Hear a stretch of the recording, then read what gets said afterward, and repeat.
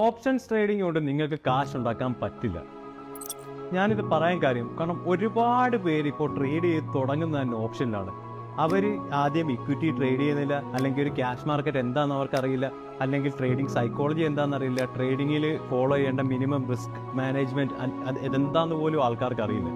So ആദ്യം നിങ്ങൾ 1 ലക്ഷം 2 ലക്ഷം ആക്കാനും 3 ലക്ഷം ആക്കാനുമാണ് നിങ്ങൾ ഉദ്ദേശിക്കുന്നത്, അതിനാണ് നിങ്ങൾ ഓപ്ഷൻ ട്രേഡ് ചെയ്യുന്നതെന്ന് എനിക്കറിയാം. പക്ഷേ ആ ഒരു ലക്ഷ്യത്തോടെ സ്റ്റോക്ക് മാർക്കറ്റ് വന്നാൽ നിങ്ങളുടെ ഉള്ള പൈസയും കൂടെ പോകത്തേ ഉള്ളൂ. സോ അതുകൊണ്ട് ആദ്യം തന്നെ നിങ്ങൾ ക്യാഷ് മാർക്കറ്റിൽ ചെയ്യുക, ഇക്വിറ്റിയിൽ ട്രേഡ് ചെയ്യുക.